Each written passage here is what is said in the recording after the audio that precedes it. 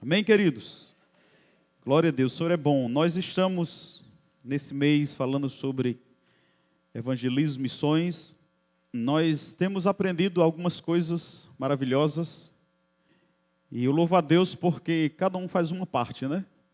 Eu entendo que eu vim para este lugar, para essa região, com um propósito. E eu tenho a cada dia trabalhado nesse propósito. Porque eu sei, amados, que o Senhor me disse há um tempo atrás que a minha chamada, a minha missão não terminava aqui. Era um tempo. E esse tempo que eu estiver, eu quero ser encontrado fiel. Amém? Eu quero ser encontrado fazendo exatamente aquilo que Deus me chamou para fazer. Porque se a gente está no corpo e a gente acaba fazendo algo que não deve fazer, a gente perdeu o tempo. Então é muito interessante que você saiba o que Deus te chamou para você fazer e você faça. Porque a palavra diz que um dia nós iremos estar diante do Senhor, e a palavra diz que todos prestaremos contas do que fizemos ou deixamos de fazer. E você fazer o que você não foi chamado para fazer, diante de Deus é a mesma coisa você não ter feito nada. Então é muito importante a gente entender para que fomos chamados e nos envolver com isso. Na bênção?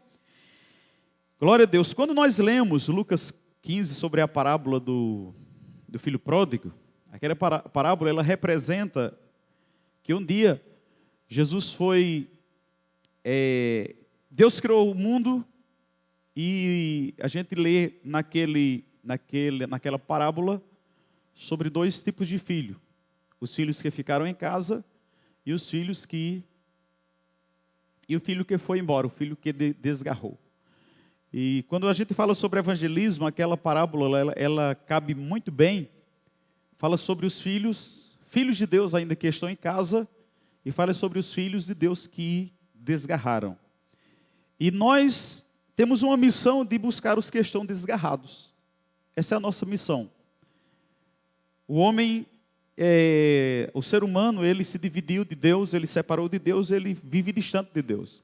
Quando Deus olha para o mundo, Deus não olha, amados, como alguns de nós olhamos, que nós não queremos nos juntar com essa gentalha, né?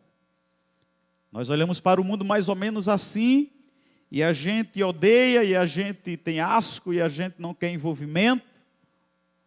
Mas quando Deus olha para o mundo, por mais vil pecador, para o homem, pior que ele seja, Deus vê ele como filho perdido. Como aquele filho que saiu de casa e que está distante dele, vivendo dissolutamente. Amém? Só que nós, quando olhamos, nós olhamos mais ou menos com os olhos desse filho, do outro filho, né? Você lembra como é que o filho olhou? Como é que ele olhou? Ele disse, aquele teu filho. Ele não disse nem meu irmão. Ele disse, aquele teu filho que pegou a tua herança, gastou tudo dissolutamente, veio e o Senhor aceitou. Somos mais ou menos nós, né? Quando alguém entra pelaquela porta que tem uma vida duvidosa, nós ficamos olhando com o olho atravessado, né? Porque nós não entendemos ainda a mensagem do Evangelho, que Jesus disse, eu vim para os que se achavam perdidos, para o perdido mesmo. Porque os sãos, eles não precisam de médico. Então, quando entra na igreja uma pessoa desmantelada, a gente quer que no outro dia ele se torne santo, né? Santinho, santificado, que não faça mais nada, que não tenha mais nenhum problema, que não mostre nem algo negativo. E se porventura ele fizer alguma coisa, a gente já quer que ele vá-se embora. Não, pastor, tira, expulsa, bota para ir-se embora. Para não fazer vergonha à igreja, para não fazer vergonha ao pastor. Mas será que Deus vê assim? Se fosse expulsar você da igreja, pelo seu erro, você estaria aqui? Mas muitas vezes a gente age assim com quem está chegando, né? Porque a gente não tem paciência de fazer aquilo que Deus fez. A gente não tem o coração daquele pai. O irmão disse: aquele teu filho que veio, primeiro gastou tudo de todo jeito, e o senhor vem, aí o senhor acha pouco, mata um novilho, faz uma festa, dá roupa, aceita como se ele não tivesse feito nada. Esse é o coração de Deus. Então, quando Deus olha para o mundo, Deus não olha com olhos humanos, não. Deus olha com olho paterno, com amor celestial. Por isso que existe evangelismo. E quando Jesus veio para a terra, Jesus foi ungido, foi batizado com o Espírito Santo e recebeu uma missão. E ele decidiu: eu não vim fazer o que eu queria fazer. Eu vim fazer a vontade daquele que me enviou. E a palavra diz que a partir daí, ele começa a pregar a palavra. A palavra diz que uma certa vez Jesus estava diante da multidão, e ele olha e ele se move de íntima compaixão, porque enquanto as pessoas olhavam para aquela multidão de forma apenas como volume, Deus olhou para aquele povo e viu como ovelhas sem pastor. Deus viu aquele povo, aquele mundo sem Deus. E a palavra diz que ele se move de íntima compaixão. Então Jesus, ele começou a ver o ser humano, mesmo sendo humano, como Deus via. Então cada ser humano, amados, tem e tinha uma grande importância para Jesus. Esse mês em que a gente está falando sobre o evangelismo, nós já temos esse trabalho já há algum tempo, a gente já faz isso. A gente é prova de sairmos da nossa terra, deixar tudo e seguir o Senhor. Mas a gente quer trazer isso, essa consciência dentro de cada coração. Para que as pessoas, para você, não seja volume. Para que as pessoas que passam pelas suas vidas, vocês possam ver como o irmão que saiu de casa. Como aquele filho pródigo, que eles são filhos. Mas saíram de casa e abandonaram a Deus. Abandonaram o Pai. Então, para o mundo, para Deus, eles o abandonaram, mas Deus está esperando. Deus está amando com amor de Pai cada um deles. Amém? E Jesus, ele entendeu isso, amados, e ele veio buscar, e ele deixa bem claro o seu objetivo aqui na terra. Foi buscar e salvar o que se encontrava perdido. Jesus deixa isso bem esclarecido. E ele busca, amados, homens e mulheres que receba esse chamamento, que possa ser alguém que possa contribuir para que a vontade dele seja estabelecida aqui na terra. Paulo diz que, escrevendo para Timóteo, que a vontade de Deus é que nenhum homem se perca. Nenhum homem se perca, isso é a vontade de Deus. Mas para que nenhum homem se perca, duas coisas é necessário. Primeiro, eles precisam querer a salvação. E segundo, alguém precisa levar a salvação.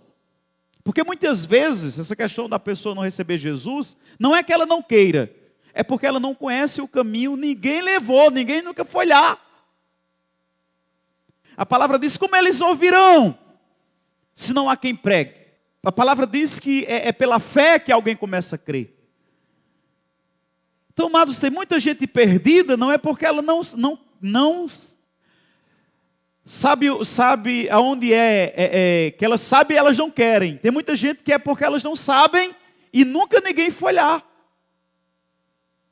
E nunca ninguém falou de Jesus.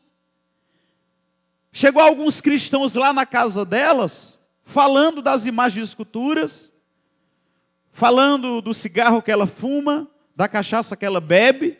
Isso não é pregar evangelho. Se você vai para a casa de uma pessoa e você fala das imagens de escultura dela, e você fala da cachaça, do cigarro, da maconha, ou da cocaína que ela cheira, você não está pregando evangelho nenhum. Isso não é evangelho. Amém, queridos?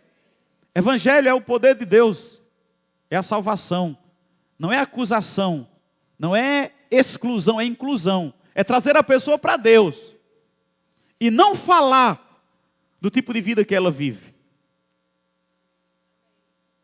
Jesus, ele deixa um evangelho bem escrito, bem definido, para que fosse pregado. Mas os homens acham pouco, acham que Deus não é suficientemente, e a sua palavra, aí cria religião, ensinos religiosos, conceitos e ideologia de homem, e estraga tudo. Muitas pessoas não estão em Deus, porque foi-lhe apresentado religião, foi-lhe feita acusações, foi dito que ele iria para o inferno, e isso não é evangelho, amados.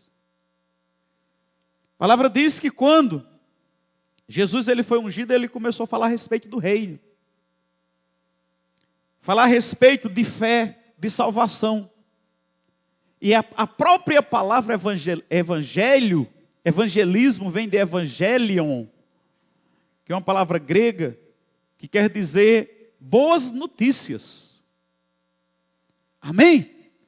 Ah, pastor, mas se eu for dar uma boa notícia, se eu chegar lá na casa da pessoa e falar coisa boa,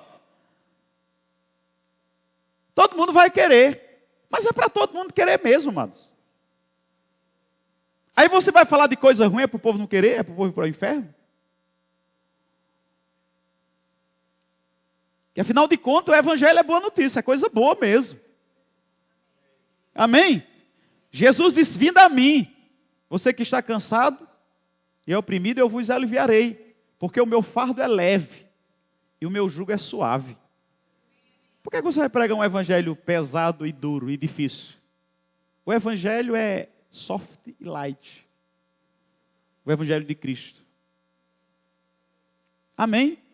Foi ele mesmo que disse. O meu jugo é suave e o meu fardo é levinho. Agora o problema é que muitas vezes o evangelho se torna duro para muita gente, é porque eles querem viver, eles não querem ir para Jesus.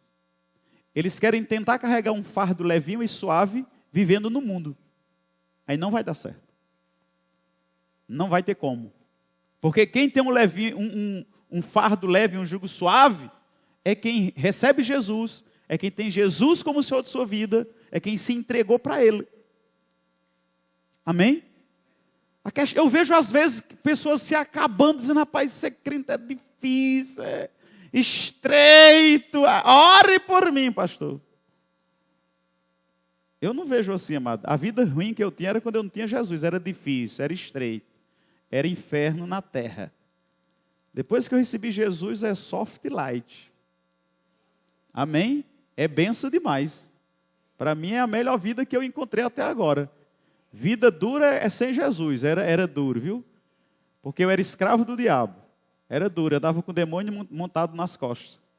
Depressão, opressão, medo, doença, miséria, derrota e o diabo a quatro, como diz o mundo.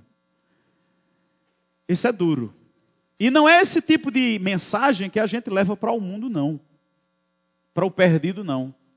Esse tipo de mensagem, a gente precisa levar o tipo de mensagem que Jesus levou. A boa notícia. Tem salvação. Tem cura. Tem libertação.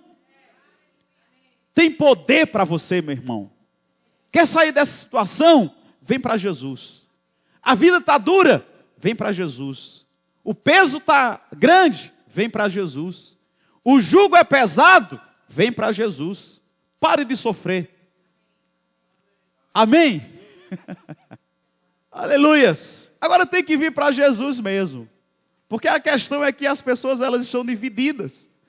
E acaba ficando pesado. A pior coisa que tem é uma mente dividida. Você tem que pular totalmente em Cristo. Tem que dar o passo total, tem que quebrar a ponte. Amém? Porque a maior confusão na vida de crente, amado, que sabe que Jesus é bom, mas gosta do diabo também, é um problema enorme. Eles sabem que Jesus é bom, mas eles gostam do diabo, eles gostam do mundo. Rapaz, eu converso com esses crentes, são os crentes, vivem assim uma vida terrível, conturbada. Porque eles dizem, pastor, eu sei que Deus é bom, eu sei que Jesus é maravilhoso, eu sei que o evangelho é a solução, mas eu gosto do mundo, eu gosto do diabo. Eu ainda tenho um casozinho ainda com ele. E você vai conversar com essas pessoas, é terrível o tipo de vida que eles vivem. Você está entendendo? Então, quando se prega o evangelho, precisa deixar isso bem claro. Que tipo de vida você vai viver quando você entrega a sua vida a Jesus?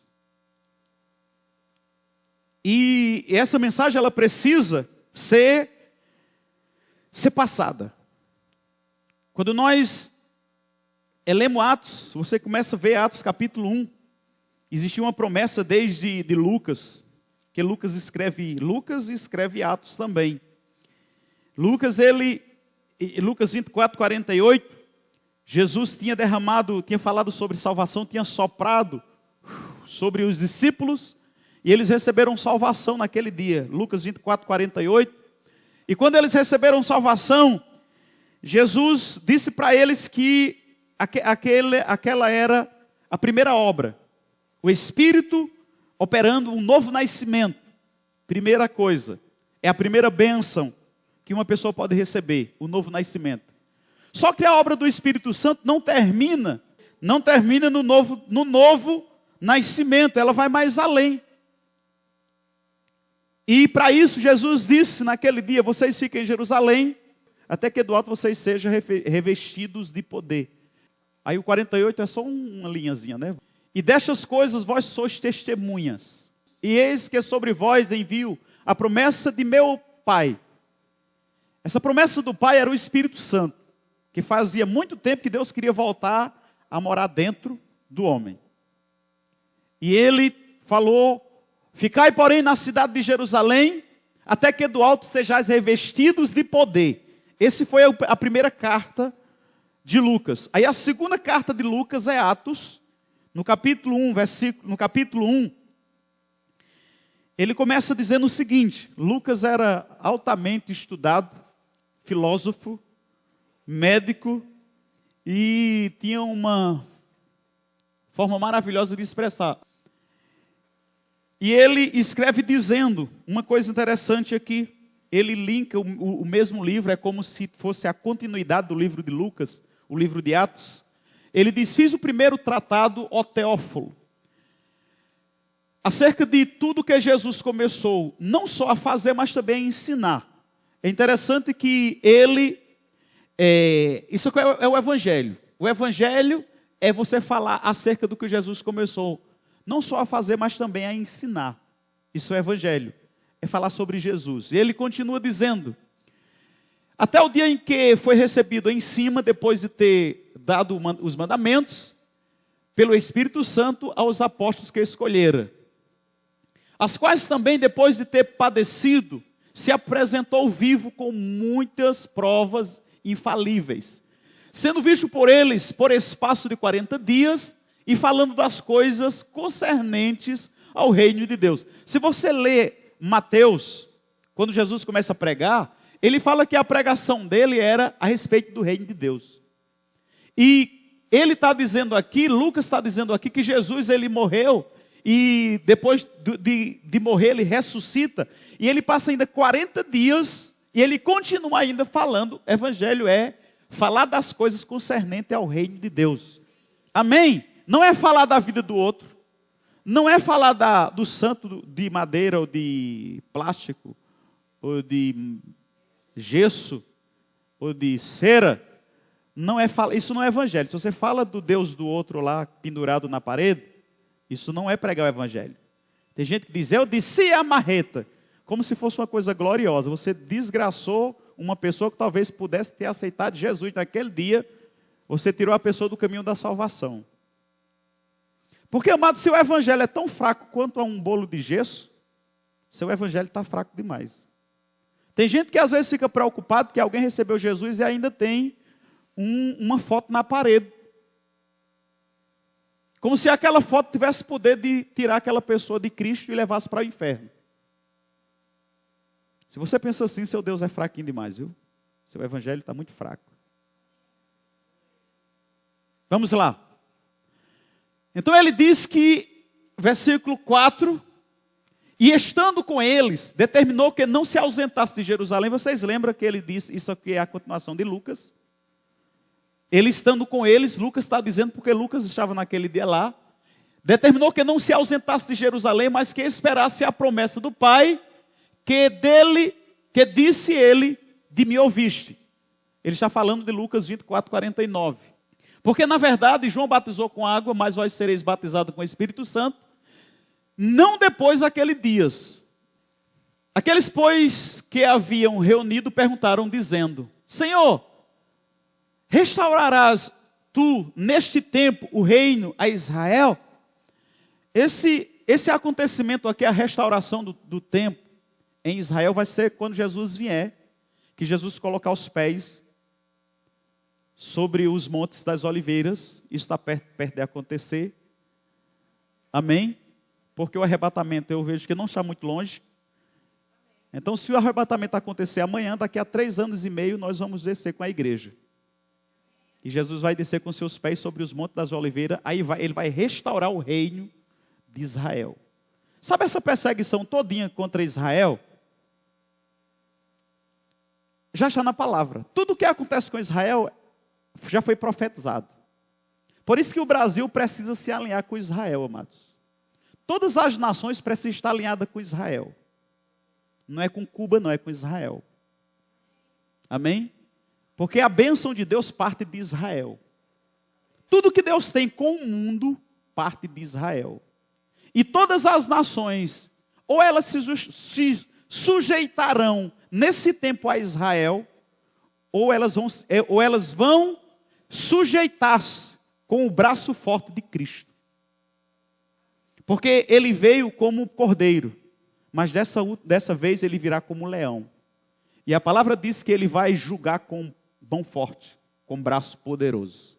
E as nações que não estiveram alinhadas com Israel vão sofrer um duro julgamento. E eu louvo a Deus, porque a nossa nação é uma nação judaica cristã que valoriza esses princípios, que está sendo alinhado com Israel. Amém? Isso aqui fala sobre a restauração do templo, do reino de Israel. Em Atos, no capítulo 2, você percebe que Lucas, ele escreve, ele só relembra aqui nessa segunda carta. No capítulo 2 de Atos, acontece o derramamento. Se você percebe tudo isso aconteceu, Jesus sopra sobre os discípulos em Lucas, Jesus está aqui conversando com os discípulos a respeito da restauração do reino de Israel. A palavra mostra aqui sobre Lucas relembrando o que Jesus fez quando estava em vida, tudo pensando no evangelismo. Aí ele fala no capítulo 2 que, cumprindo-se os dias de Pentecostes, eles ficaram em Israel. Jesus ressuscita e diz: vocês ficam aqui, sopra sobre eles, eles nascem de novo, vocês ficam aqui até que do alto vocês sejam revestidos de poder. E a palavra diz que estava na festa, terminando a festa em Israel. Por quê? Quando Jesus ressuscitou, a palavra fala aqui sobre 43 dias que Jesus ficou, 40 dias que Jesus ficou com eles. E isso já tinha começado Pentecostes. A festa de Pentecostes são 50 dias de festa. 50 dias de festa em Israel. Jesus, amados, quando Jesus ressuscita no primeiro dia de Pentecostes. E a palavra diz que Jesus ficou 40 dias no meio deles. Amém? 40 dias no meio deles. Porque às vezes as pessoas, quando falam sobre derramar do Espírito Santo e batismo do Espírito Santo, diz: um dia, quando o Senhor quiser me batizar, eu vou ficar esperando, e um dia, quem sabe. Mas se eu dizer a você que esses dias aqui passou 7 dias somente. Não passou uma imensidade de dia, como se dizem, que a gente tem que pagar o preço, tem que fazer tanta coisa esperando o batismo do Espírito Santo. Não. Eles esperaram 7 dias. Primeiro, 40 dias Jesus esteve com eles. Com 3 dias que Jesus esteve no túmulo, faz 43. Jesus sobe ao céu, em Atos capítulo 1. E cumprindo-se os dias de Pentecostes, são quantos dias? 50 menos 43, 7 dias. 7 dias depois, o Espírito Santo desce e batiza aquele povo. Então aquele negócio que você pensa que Jesus vai passar a vida toda, as promessas de Deus, batismo do Espírito Santo, eu tenho que esperar a vida toda, isso é mentira da religião. Amém? Deus tem pressa em batizar o seu povo. E agora muito mais, porque aqueles estavam esperando a descida do Espírito Santo. Eu não sei o que ele foi ajeitar, que precisou passar 7 dias, mas alguma coisa ele foi fazer. E a palavra diz que, cumprindo-se os dias de Pentecostes, estavam todos no mesmo lugar. Que uma coisa interessante, quando Deus te dá uma direção para você ficar no lugar, você fica até o último dia. Até quando a promessa se cumprir, as coisas acontecerem e o tempo encerrar. Por causa da desobediência, de não esperar o tempo, Saul foi cortado do reino de Saul. 3 vezes Saul não esperou o tempo de Deus. E Saul fez coisas que não era para ter feito, porque ele não era sacerdote, ele era rei. Ele fez 3 vezes, ele oferece holocausto, e ele não poderia ter feito aquilo, porque ele não era sacerdote, ele era o rei, que ele era o papel do sacerdote. E pela última vez, quando Samuel chegou e disse: você está louco, rapaz? Como é que você coloca a mão no holocausto para oferecer, se você não é sacerdote? Ele disse: não, porque foi se passando um tempo, e você não apareceu. Amado, se Samuel não tivesse aparecido, Saul não tinha o direito de colocar a mão no holocausto. Não era ofício dele. Amém? Não, ele não tinha nada a ver com oferecer sacrifício.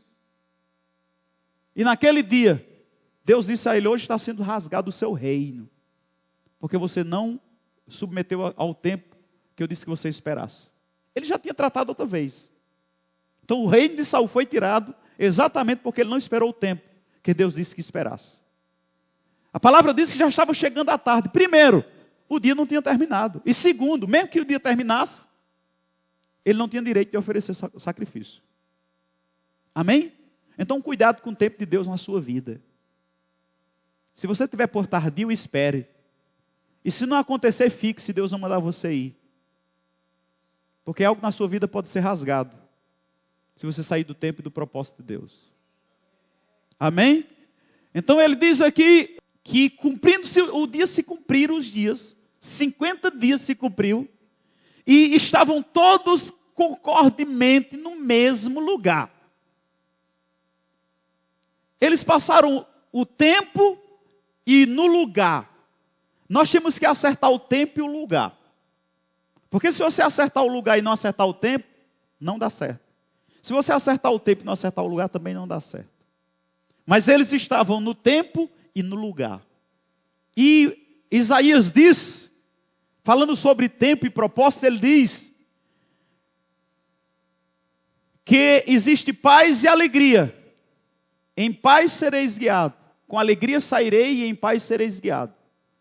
Se você não tiver alegria nem paz, continue orando. Amém? Então, no versículo 2, ele diz que eles estavam lá cumprindo o tempo e o lugar, e de repente, sabe que a coisa pior que tem é esperar. É ruim esperar, né? Quem gosta de esperar aqui, ficar lá, a pessoa diz: eu chego e... Amados, é horrível. E principalmente aquela pessoa que diz que vai chegar de 10 horas e chega de 11h30. Se você disse que vai chegar de 10 horas, chegue de 10 para 10. Amém? Principalmente comigo. Eu sou contrariadozinho com o horário, amados. Quando a pessoa diz que chega e não chega. Meu Deus do céu. Então, o de repente só acontece se você estiver no lugar. Tem gente que diz assim: não acontece nada de Deus na minha vida.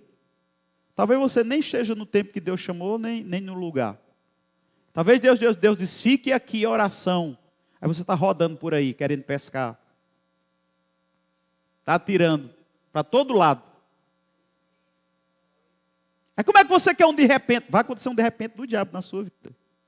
Não de Deus. Porque só aconteceu que eles estavam lá, orando, no lugar que Deus disse. Amém? Porque se Deus mandar ficar aqui, amados, fica. O tempo suficiente, porque Deus vai voltar.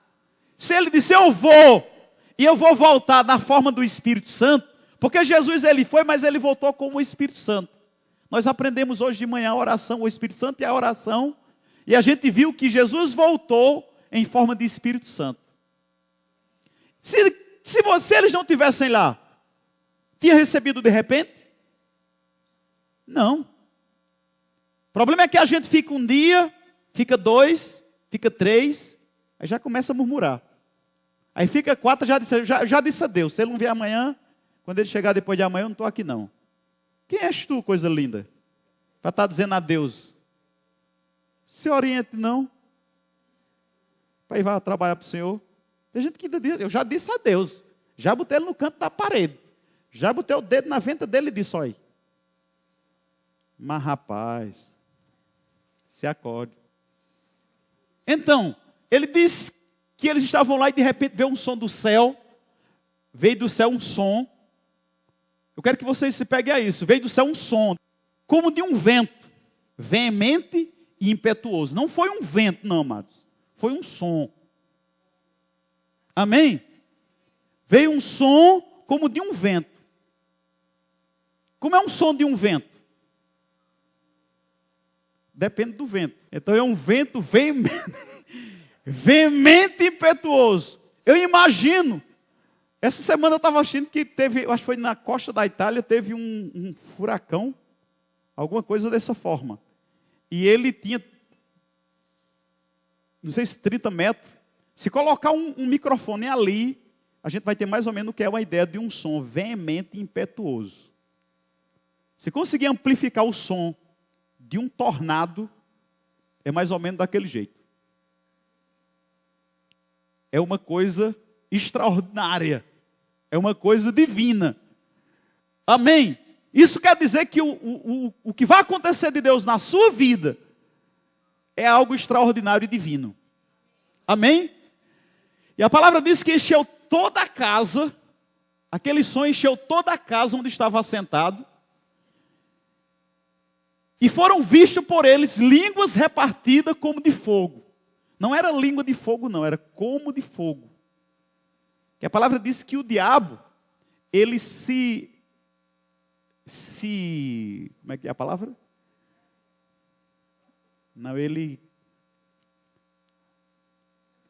vamos lá, se camufla. Quem disse? É isso mesmo. Como Deus, e engana muita gente. Você está entendendo? Então, essa língua repartida, como de fogo, não foi de fogo. Porque tem gente que olha e diz que acha que o povo estava falando, saindo fogo pela boca. Não, era línguas como de fogo. E isso nos dá a entender que era aquela oração, tem culto de oração que a gente está aqui, que a gente ora como língua de fogo. Sabe aquela coisa que você não tem controle? Como se estivesse saindo fogo mesmo pela boca de dentro, vem lá de dentro. Era como eles estavam orando. E a palavra diz, amados, os quais pousaram sobre cada um deles. Diga o irmão que está ao seu lado aí, não ficou ninguém de fora. Versículo 4. Então, todo mundo, amados, aquele início, aquele derramado do Espírito Santo, envolve toda a igreja. E a palavra diz que todos foram cheios do Espírito Santo. Todos foram cheios. Todos foram cheios. Não ficou ninguém vazio. Todos os 120 foram cheios e começaram a falar noutras línguas. Por quê? Crente cheio do Espírito Santo fala em línguas. Não tem aquele negócio de você ser cheio do Espírito Santo e não falar em línguas. Que às vezes as pessoas, elas dizem, eu sou cheio do Espírito Santo. Quando foi que tu falou em língua? Não, no dia que oraram por mim. Ou no dia da conferência do Espírito Santo do ano passado. Meu querido, você está quase zerado do Espírito Santo. Se você não fala em língua todo dia, todo momento. Porque quem já carregou água na cabeça aqui numa lata? Quando ela está bem cheinha, não fica caindo, né? Você chega todo molhado. É crente cheio do Espírito Santo, é assim. Não tem como você ser cheio do Espírito Santo para você não estar caindo, molhando as pessoas, molhando você. Se não está derramando línguas, você está vazio. Talvez você esteja ainda uma lata quase cheia. Então você precisa ser um recipiente cheio. Você lembra quando foi que você falou em línguas? Quem lembra aqui quando foi que falou em línguas? Meu Deus do céu, tem uma boa parte aí que nem se lembra mais. Então, chegou a hora. Conforme o Espírito lhe concedia que falasse. Versículo 5 diz que em Jerusalém estava habitando judeu, homens religiosos. Uma coisa interessante, que no derramado, quando Deus visita a torre de Babel, A palavra diz que eles foram espalhados para todas as nações. E aqui tinha gente de todo mundo. A palavra diz que em Jerusalém estavam habitando judeus, homens religiosos de todas as nações que estavam debaixo do céu. Acho que até brasileiro tinha lá naquele tempo. Estavam lá. Porque Deus, amados, quando mandou Jesus como cordeiro, ele veio em silêncio, nasceu lá numa cidadezinha, mas quando ele mandou o Espírito Santo, ele disse: eu vou caprichar. Junta todo mundo na festa de Pentecostes. Até hoje é uma festa que vai todo mundo. Por isso que tem igreja aí que quer ser, como é que chama? A igreja lá de Israel, né?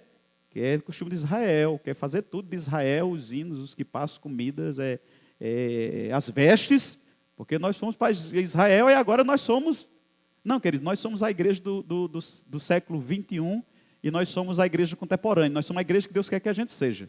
Israel é a igreja que eles são. Amém? Versículo 6 diz que, e quando aquele som, olha que vem a palavra som novamente, ocorreu, não foi um vento, foi um som. Quando aquele som ocorreu, ajuntou-se uma multidão e estava confusa.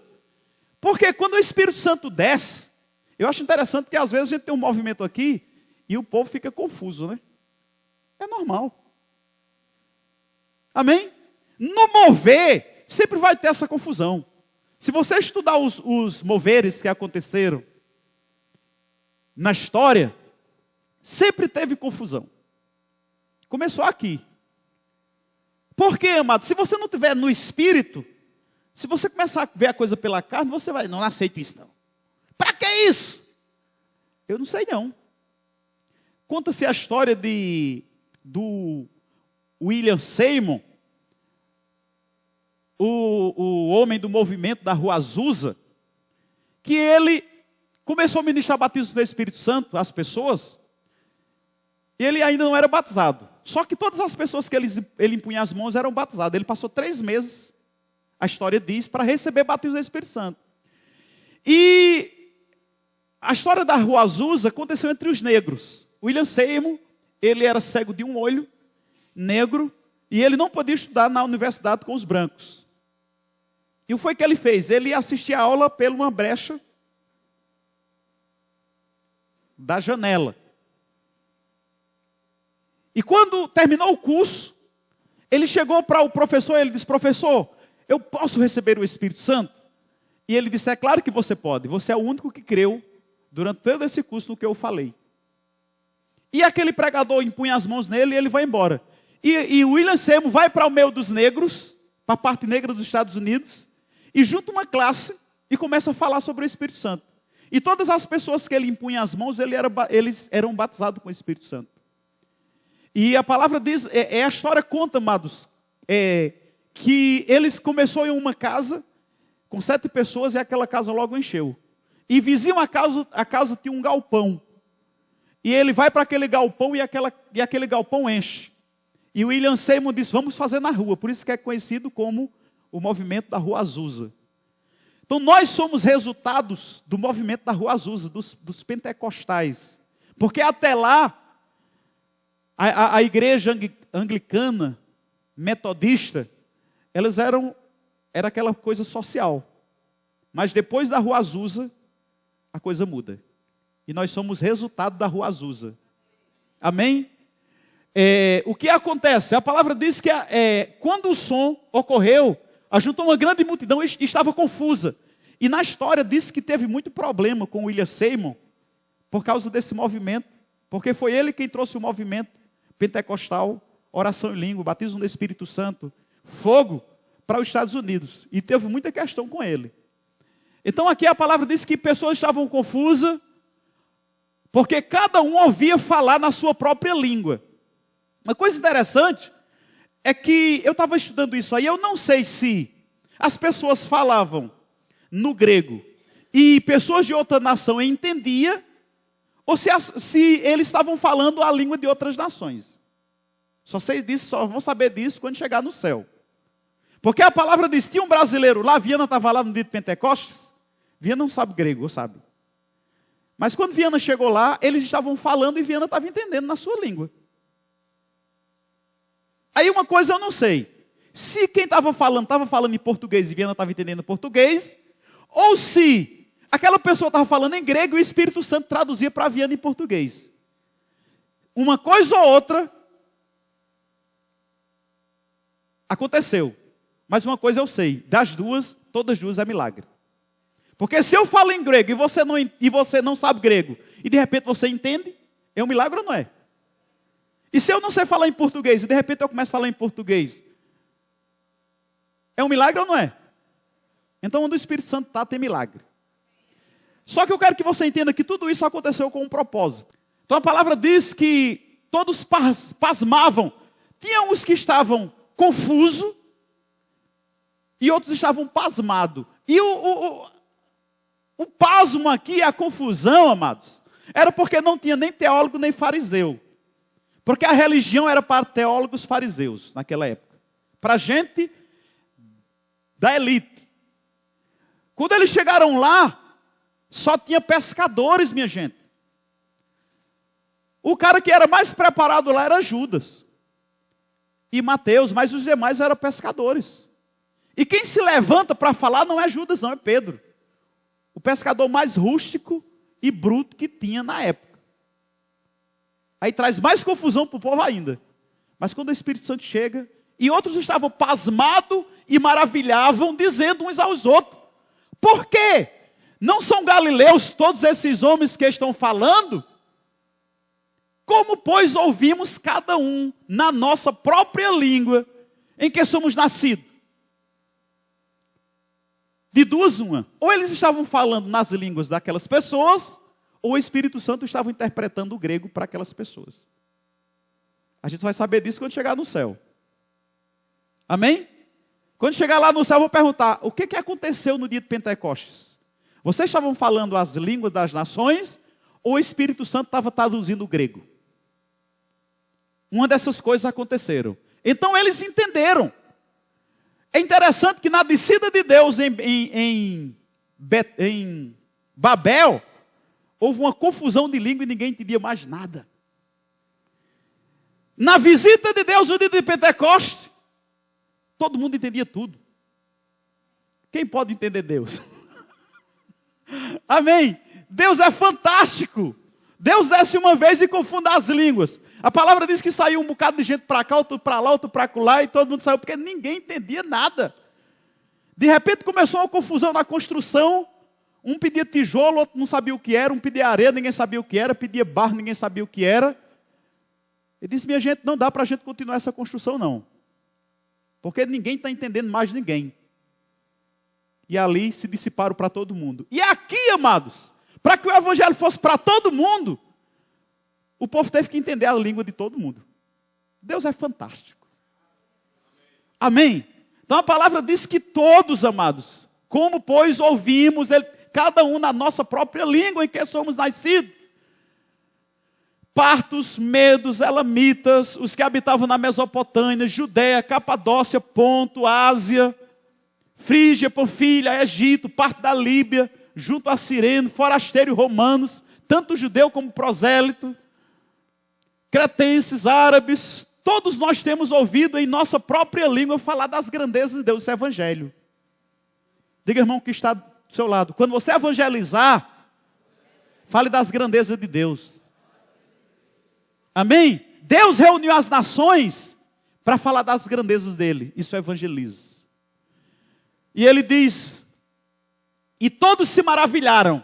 Agora todos estavam maravilhados e estavam perplexos, dizendo uns para os outros: o que é isso quer dizer, minha gente?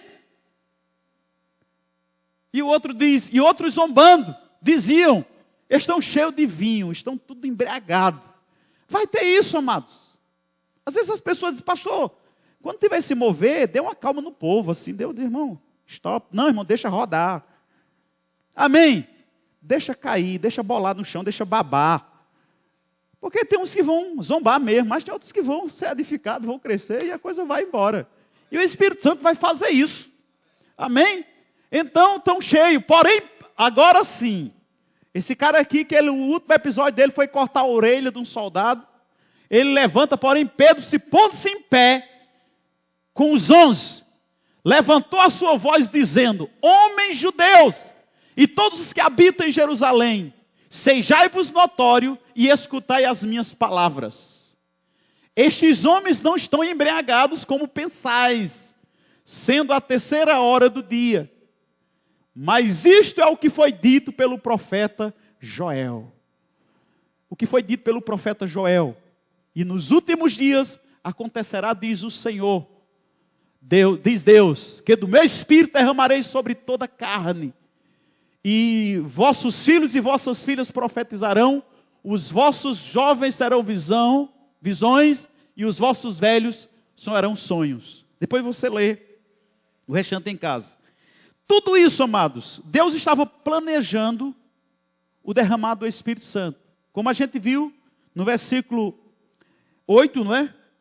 Que ele diz sobre a descida do Espírito Santo, ele acontece porque existia uma promessa de Deus.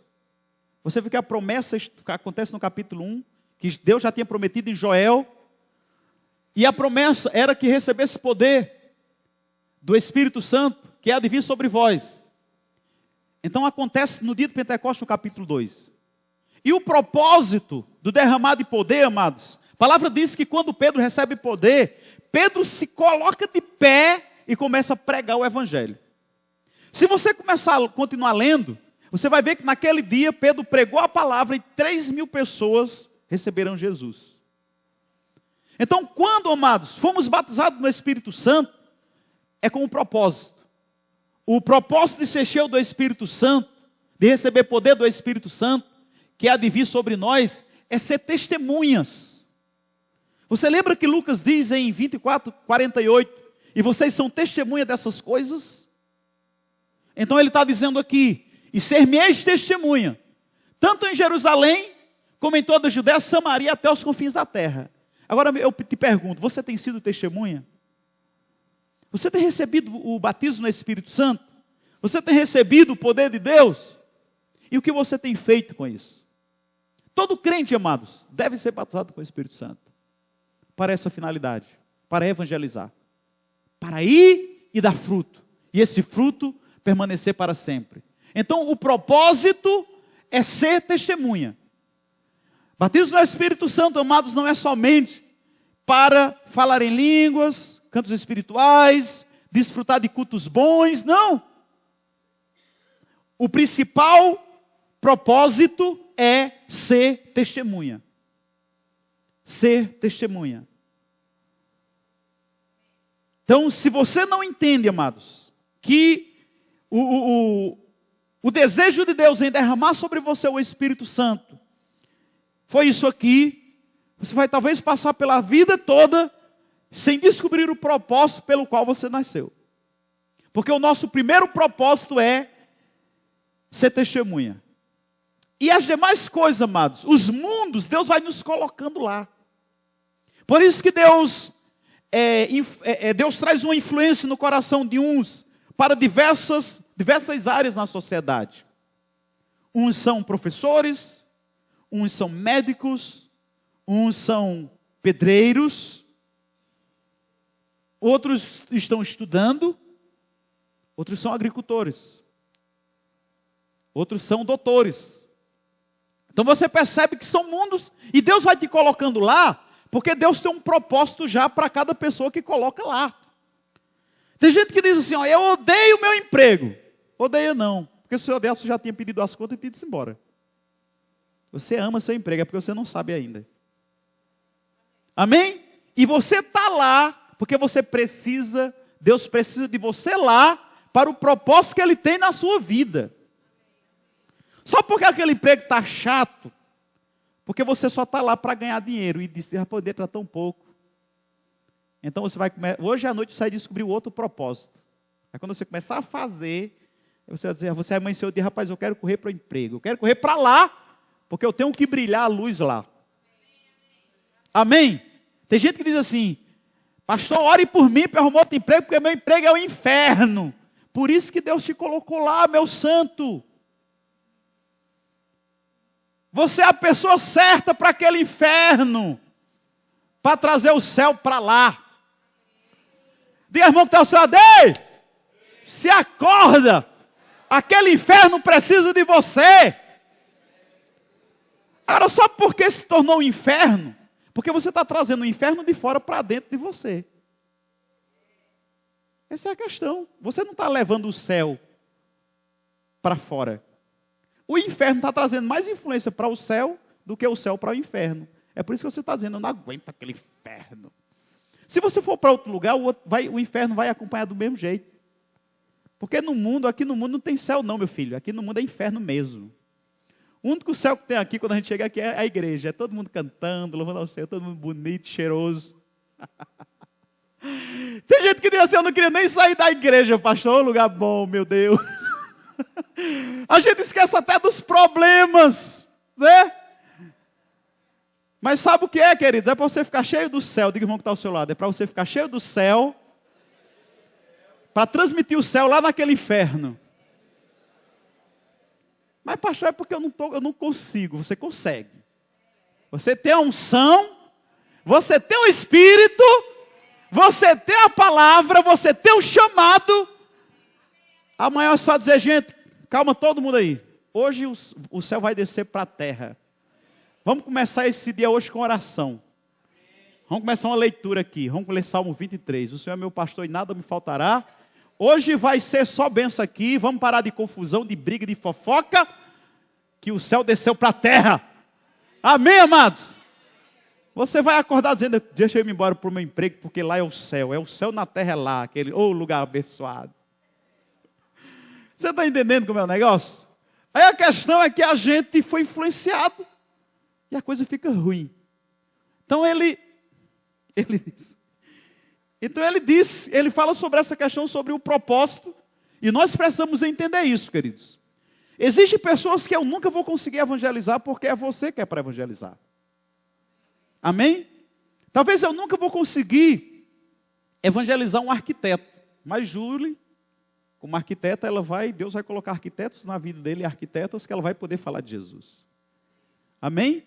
Talvez eu nunca vou conseguir pregar para aquele professor, que eu só escuto dizendo, rapaz, aquele professor cabra ruim, pastor, o senhor não sabe quem é não. Mas você que é professora, você que é professor, vocês estão lá.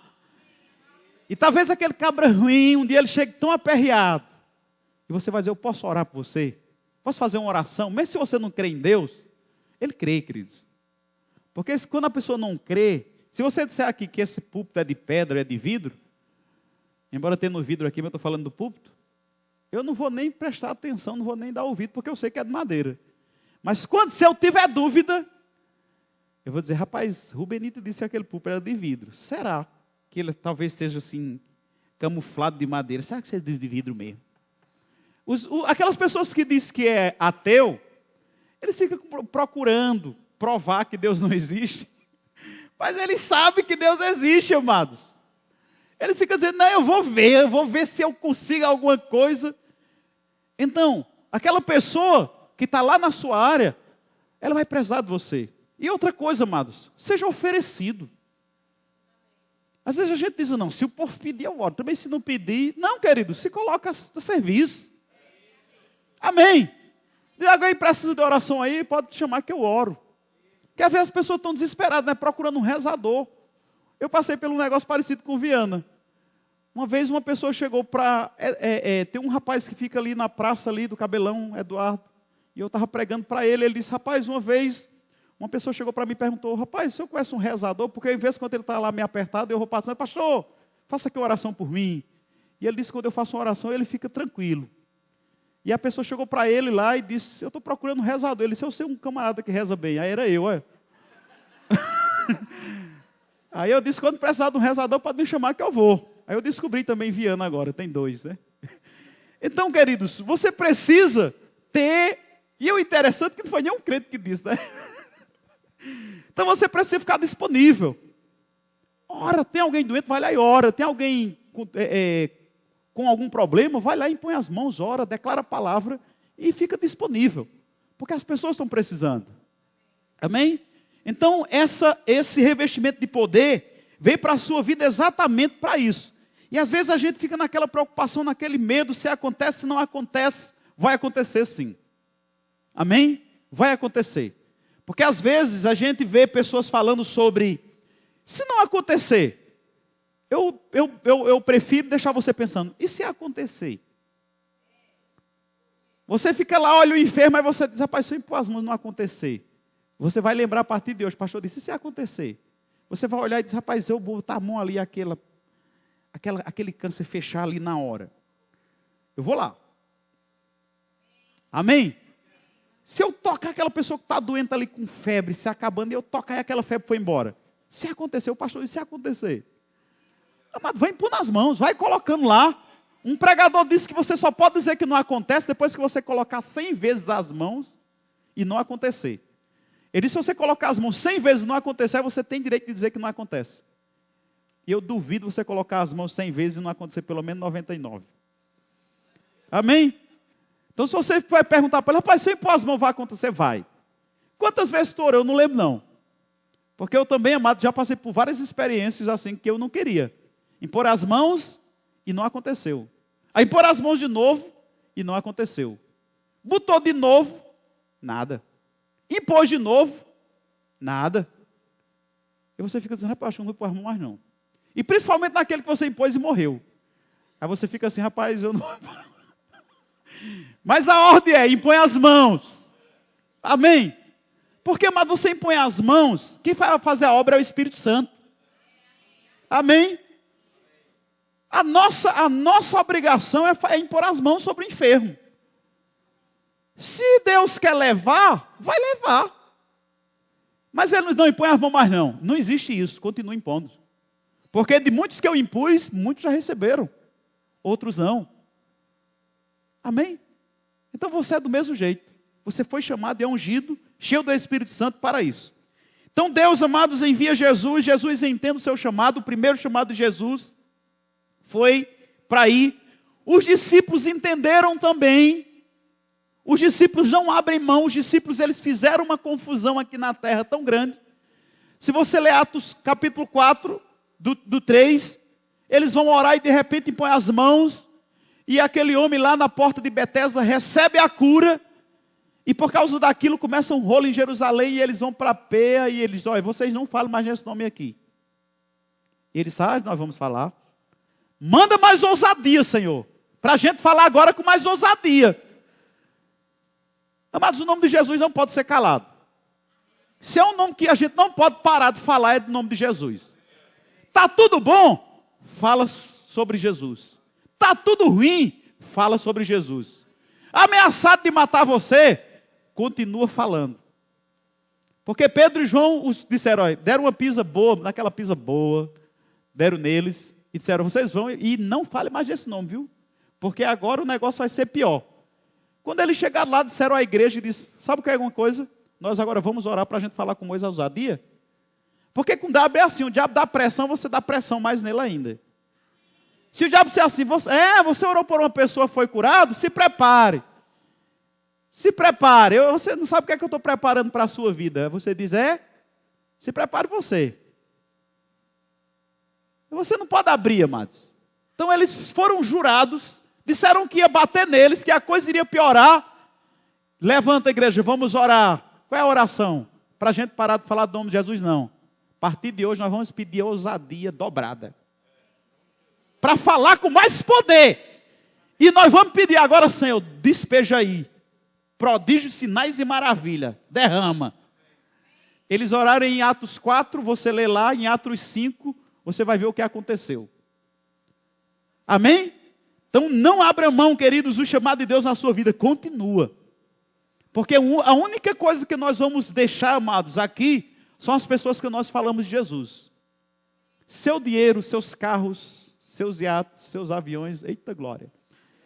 Vão ficar e vai cair no esquecimento. Mas as pessoas que você tocar com a palavra, será eterno. Existem coisas que você deposita na vida de pessoas que vai para a eternidade. Que não tem preço. Amém? Então, eles fizeram uma zoada enorme. E por causa disso, o evangelho chegou para mim e para você. se os discípulos tivessem se calado naquela ameaça, estávamos perdidos. Mas eles não se calaram. E sabe o que essa mensagem transmite? É que eu e você não podemos nos calar. Vamos continuar pregando a palavra. Vamos continuar impondo as mãos. Vamos continuar indo lá. Vamos continuar indo nas prisões, nos hospitais, nas escolas. O povo está querendo, amados. A solução está em Jesus, amados. E você é Jesus aqui na terra. Glória a Deus. Então, quando nós estudamos a palavra, você vai estudar sobre Paulo. Paulo é um exímio evangelista. Paulo não para, Paulo não abre mão. E chega no fim da vida, ele disse: eu combati o bom combate. Eu acabei a carreira e eu guardei a fé. E o projeto de Paulo, amados, depois que ele recebeu Jesus, ele estava pregando a palavra, treinando pessoas. Ele disse: eu vou para Roma. Eu vou lá pregar a palavra lá em Roma. E ele foi. E ele passou por diversas coisas. Quando você estuda o livro de Atos, você vai ver que Paulo foi perseguido, Paulo foi preso. Outra vez, Paulo, ele diz: eu recebi uma quarentena de açoite menos um. Outro dia eu tive que fugir pela uma janela que os caras iam me matar. Eu passei já por naufrágio, eu passei por isso, eu passei por aquilo. Mas ele termina a sua vida numa prisão lá em Roma, escrevendo. E ele escreveu lá dizendo: combati o bom combate, eu acabei a carreira e eu guardei a fé. A história diz, amados, que se converteram mais soldados quando Paulo estava preso do que quando ele estava solto. A história diz que os soldados de Roma, quase todos foram convertidos na época que Paulo estava preso. Porque Paulo não parava. E o soldado tinha que ouvir a palavra. Porque eles ficavam lá na porta lá. E Paulo disse: a oportunidade de ir. E outra coisa, disse que era 4 soldados na porta. Sabe como era perigoso? 4 soldados na porta. Eles trocavam por turno. Digamos 4, passava meio-dia e almoçava, ficava 4. Paulo evangelizava 4 de manhã, 4 de tarde, dava 8. Mais 8 da noite. Então Paulo, amados, conta a história que houve uma revolução nos guardas romanos que guardavam Paulo lá. O homem era um evangelista de poder. Então, eu deixo essa mensagem para você hoje, que o seu coração possa estar aquecido e que as pessoas que passam na sua vida escutem um Jesus te ama e tem um plano para você. Porque a palavra diz que enquanto o evangelho do reino não for pregado a toda criatura, não virá. Foi por isso que os discípulos saíram, desesperados e pregando a todo mundo, porque eles queriam que Jesus voltasse logo. Então essa palavra chegou a mim, essa palavra chegou a você, e essa palavra precisa ter continuidade. Não podemos parar.